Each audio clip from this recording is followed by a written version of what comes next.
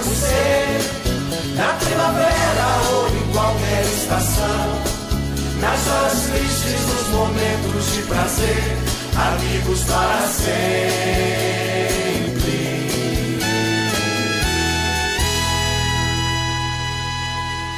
Uma boa tarde, meu amigo, minha amiga da Rede Vida de Televisão. Estamos iniciando o nosso programa Amigos para Sempre e hoje irmanados nesse clima pascal. Feliz Páscoa para você. Cristo ressuscitou, aleluia, verdadeiramente venceu a morte. Aí está a nossa esperança, aí está a nossa fé. Hoje nós temos a alegria de poder comunicar essa boa notícia para você. E nessa comunicação nós queremos da mesma forma experimentar essa alegria que vem de Deus, a alegria do ressuscitado que nos impulsiona a termos de fato essa fé maravilhosa que nos enche de esperança. Hoje no nosso programa nós temos a alegria de receber um grande homem, um homem de fé, foi meu professor no Seminário São José, Monsenhor José Roberto de Velar, pároco da Igreja da Ressurreição em Copacabana. Ele que é um grande conhecedor de artes sacras, de cultura geral, um homem que conhece muito bem a simbologia litúrgica pascal e vai trazer uma bela explicação para todos nós. Temos também a participação de jovens artistas da mesma paróquia do Monsenhor José Roberto de Velar, Karen, o Bruno e tantos outros que participaram de um belo clipe, uma homenagem também a você que nos assiste e a Jesus, né? Aquele que ressuscitou dos mortos e que nos dá vida nova. Vamos acompanhar hoje o nosso programa na certeza de que Cristo ressuscitou e nos dá essa alegria especial. Vamos acompanhar.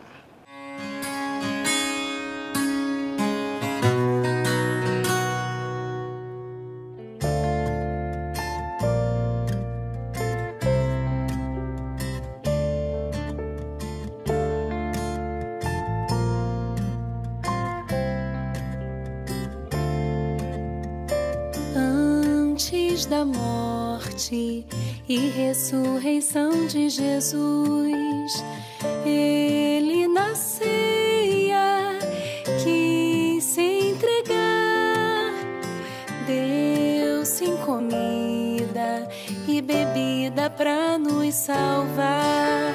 E quando amanhecer, o dia eterno, a plena visão, ressurgiremos por crer nesta vida escondida no pão.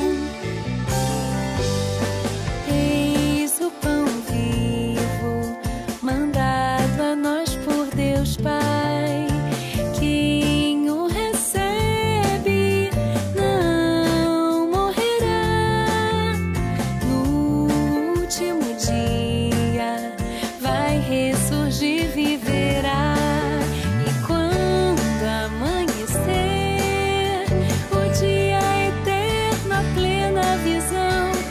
Surgiremos por crer nesta vida escondida no pão.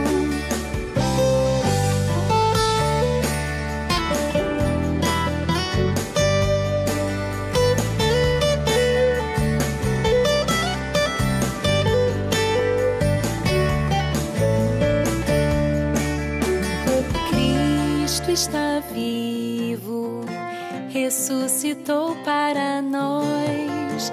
Esta verdade vai anunciar a toda a terra, com alegria cantar. E quando amanhecer, o dia eterno, a plena visão, ressurgiremos por crer nesta vida escondida no pão.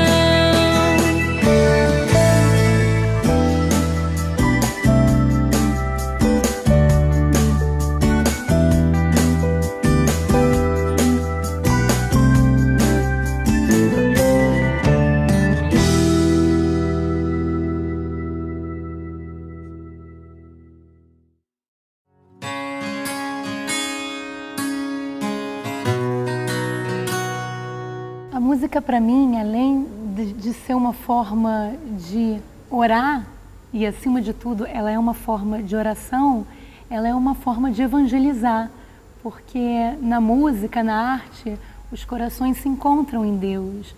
E a gente está num momento super especial, que é o momento em que os jovens estão se reunindo aqui no Rio de Janeiro para a Jornada Mundial da Juventude. Então a gente vai lançar mão dessa música, dessa arte, para passar a nossa missão evangelizadora em Cristo. Eu gravei agora um CD chamado Minha Fé, que são de canções litúrgicas, são canções que a gente canta na missa, mas arranjadas, repaginadas, de uma forma bem jovem, exatamente para a gente pescar em águas profundas. A gente atrai novos jovens para a nossa igreja, que nós tanto amamos. Para mim, o teatro é uma forma muito rica de evangelizar, né? Foi a forma que eu aprendi, assim, na verdade, que eu senti dentro de mim que seria essa minha vocação de levar para frente a mensagem de Jesus. Como João Paulo II pediu uma vez, buscar novos métodos de evangelização, eu acho que isso cai como uma luva para o teatro, né? Essa forma inovadora, essa forma que é tão próxima de quem assiste, você poder transformar o evangelho numa forma real para quem está vendo, eu acho que isso toca de uma forma direta quem está assistindo. Você traduz o evangelho, a linguagem escrita, para uma mensagem visual. Então isso tem uma força mesmo. A gente sente, assim, com o nosso trabalho aqui na paróquia, que já tem mais de 10 anos no nosso grupo de teatro, que as pessoas saem renovadas mesmo depois de uma apresentação. Elas se emocionam, saem daqui com a fé mais forte. Eu acredito que o teatro ela tem essa força. E é por isso que eu levanto essa bandeira dentro da igreja, que eu acho fundamental.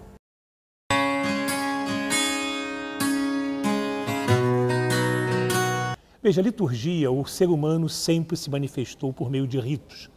Tem um autor que diz claramente que o ser humano é um animal simbólico. O símbolo é aquilo que ao mesmo tempo mostra, mas ao mesmo tempo esconde, como na linguagem a parábola.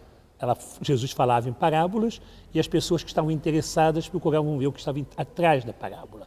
Então são vários símbolos que nos acompanham na Páscoa. O símbolo do fogo ele tem um sentido muito bonito, primeiro que a igreja está escura.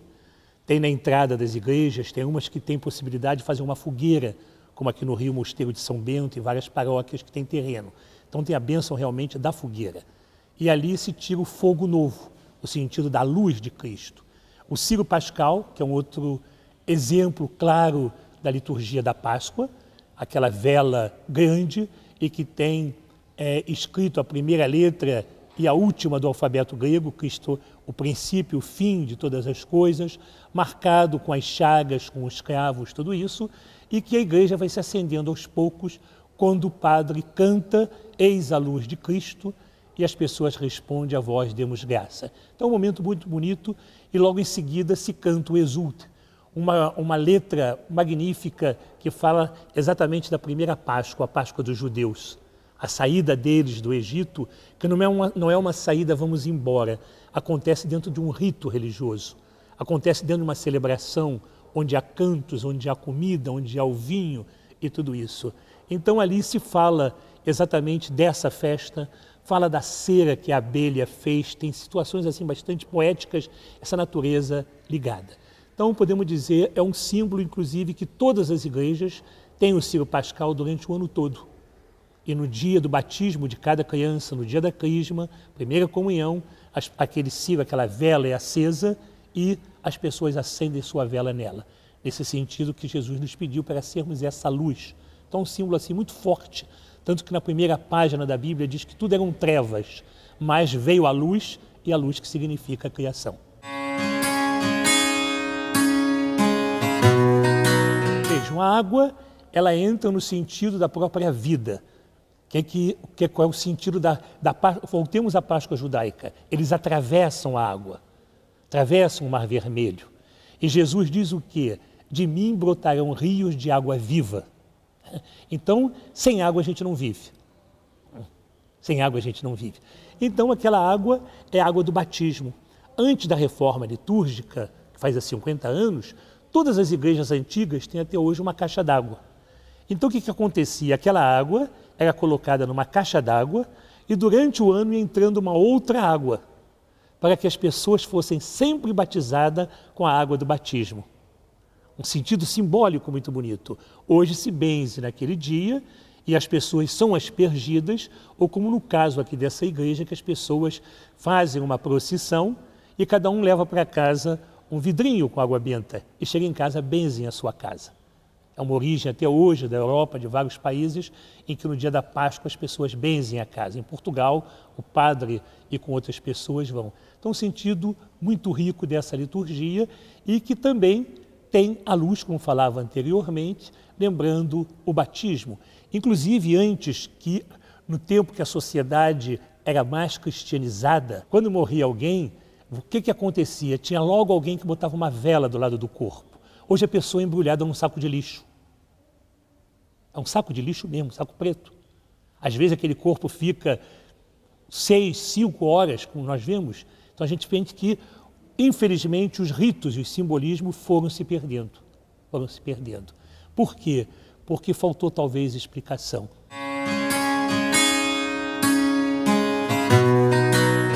O símbolo forte da Páscoa é o cordeiro. A Páscoa judaica, o que diz? Cada família tivesse um cordeiro e aquele cordeiro ali fosse repartido com ervas amargas, tudo isso, e o sentido do cordeiro que dá vida, a imagem do pastor é muito forte.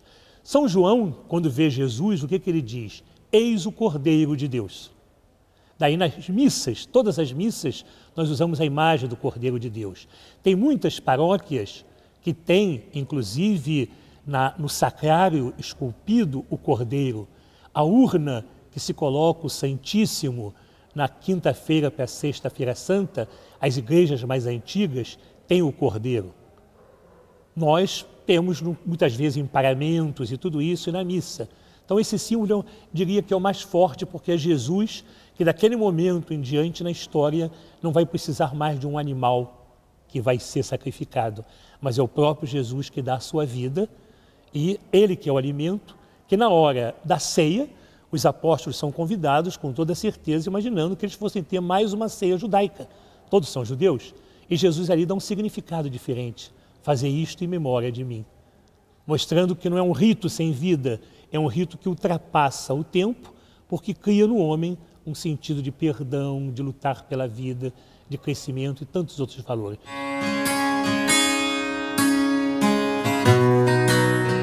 Um dos símbolos da Páscoa menos conhecido é o símbolo do pavão. Por quê?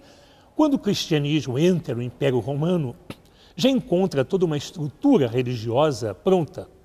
E os cristãos, muito inteligentes, muito valorizando a cultura, o que eles fazem? Eles viram que o pavão tinha o significado de quê? Tinha o significado da primavera, a eterna primavera. E o que nós falamos do reino dos céus? Que é a eterna primavera, que é exatamente esse sentido de uma nova vida. Então você vai encontrar catacumbas que têm a imagem do pavão, o desenho do pavão, mostrando que aquelas pessoas acreditavam na ressurreição. E em várias culturas, essa ave tem um significado sempre de vida e da beleza que se fala de Deus. Outro símbolo da Páscoa, não muito conhecido entre nós no Brasil, é o girassol. Por quê? Ele se alimenta do sol. Então diz que assim como aquela flor está sempre virada para o sol, por isso que é gira-sol, o cristão deveria ser essa imagem, a sua vida girar em torno de Cristo. Ele poder dizer com São Paulo, não sou eu que vivo, mas é Cristo que vive em mim. Uma vez o Papa João Paulo II, quando foi a Israel, ele usou uma imagem muito bonita e muito afetiva. Ele disse o seguinte: vocês são nossos irmãos mais velhos, por causa da imagem do Antigo Testamento. E no sacerdote, nós temos uma passagem bíblica quando fala que Davi comeu os pães da proposição, era oferecido no altar o pão. O vinho na Páscoa judaica se tomava, não como se tomava nas bodas de Caná que faltou, não. Na Páscoa judaica estava dentro de um ritual, como está na missa. Então Jesus, ao instituir um novo reino, que está no meio de nós, ele toma o pão e diz, isto é meu corpo. Quando o pai, o trabalhador, diz que seu salário não dá, o que ele diz? Não dá para comprar o pão de cada dia. Então Jesus escolhe exatamente o alimento tão importante. E como nós somos gordinhos, ficamos zangados quando o médico diz para a gente não comer pão. Quem não gosta de pão? Então ele escolheu essa imagem assim, tão simples e tão presente na vida do ser humano.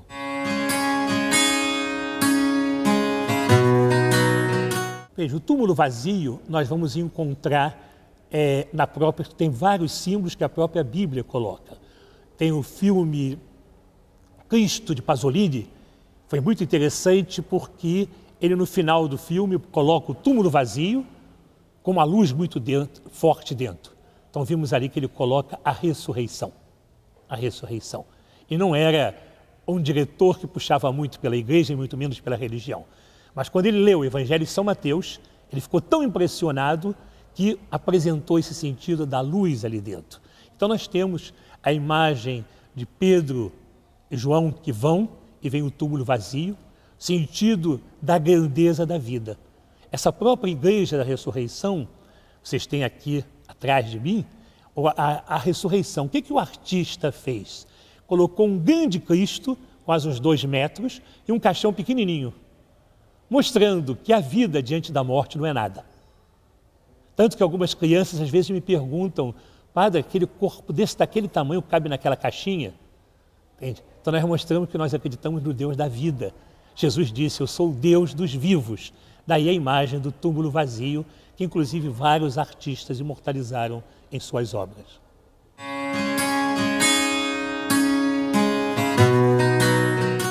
Santos Óleos, ele tem um significado muito importante que nós vamos encontrar também no judaísmo. Os reis, os sacerdotes eram ungindo, tinham óleo dos primeiros frutos da terra, se faziam. Então todas as igrejas, todas as arquidioceses, o lugar que tem um bispo, sejamos simples, na quinta-feira santa, pela manhã, tem a sagração dos óleos, que você tem no batismo, na crisma e na unção dos enfermos. Na ordenação sacerdotal é usado. Então ali tem um ritual muito bonito, em que inclusive se canta Salve Santo Óleo, mais uma vez se fala da natureza, e um simbolismo que vem de 2 culturas. A cultura judaica usava no sentido religioso, a cultura grega na proteção.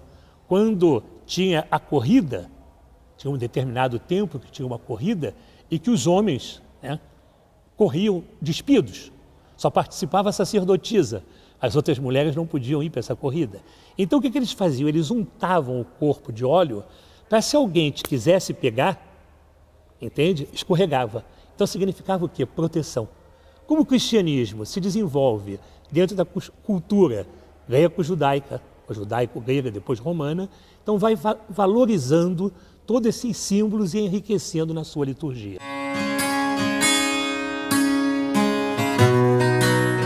O ovo, você abre, quer saber o que tem dentro? Tem algumas das crianças que têm até surpresa. Então ali significa o quê? É Jesus que sai do sepulcro.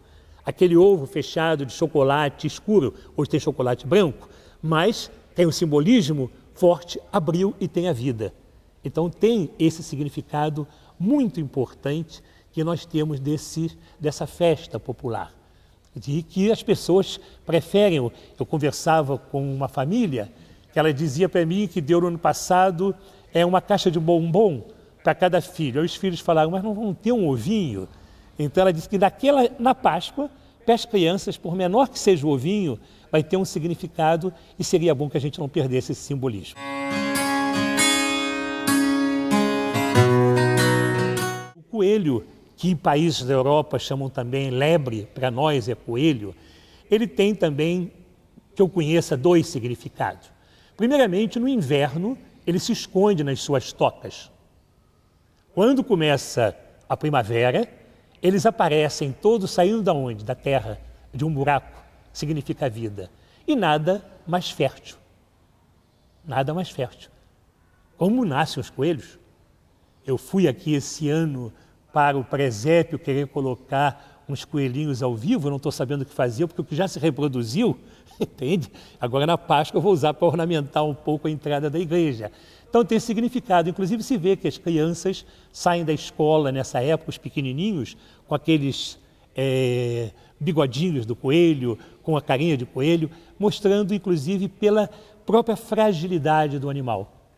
É um bispo fácil de você colocar a mão, ele não é de se espernear, ele chama atenção, entende? Então tem esse sentido da própria vida, da própria vida.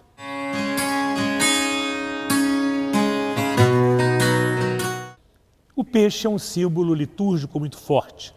Nas catacumbas em Roma, na arqueologia, você também sente como os arqueólogos, para saberem quem era cristão de não cristão, porque nas catacumbas cristãs se enterravam pessoas de qualquer religião, isso é um dado muito importante do cristianismo, enterrar os mortos.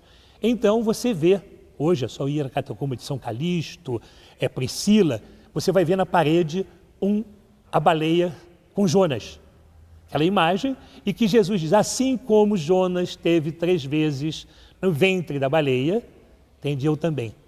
E depois tem a pesca milagrosa, quando Jesus ressuscita, os discípulos o conhecem pela fração do pão e pelo comer o peixe, quando ele come, e o peixe foi criado uma palavra que chama-se tetragrama, em grego, ixos, que vai ser Jesus, Rei e Salvador. Os cristãos, quando perseguidos, muitas vezes queriam se identificar. Eu acho que o peixe, até eu que não sei desenhar, é tão fácil de fazer assim, estilizado. Tem muitas igrejas que você tem no sacrário o pão e o peixe. Muito presente, muito presente. Tanto que na Semana Santa não se come a carne, se come o peixe.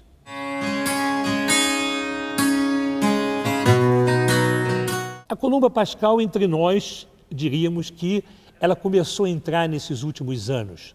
Assim como no Natal as tradições italianas estão entrando, a colomba entrou, mas não poderíamos dizer que ainda ela atingiu a grande população.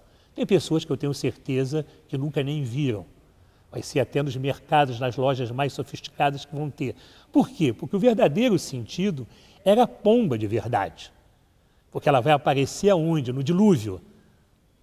Quando Noé solta e ela volta com o raminho no bico, e vamos ter a imagem do Espírito Santo em forma de pomba. O próprio autor contemporâneo, Pablo Picasso, quando ele quer mostrar a diversidade da população, ele faz pessoas dançando de cores diferentes, mas no fundo uma pomba, mostrando que só a paz vai reunir as pessoas. E ela tem esse sentido de paz. Nós tivemos aqui, na ocasião do funeral de Dom Eugênio, como chamou a atenção quando soltaram um pombinho branco e saiu em tudo que foi jornal aquele pombinho branco em cima do caixão, porque dá esse significado bastante forte e simbólico.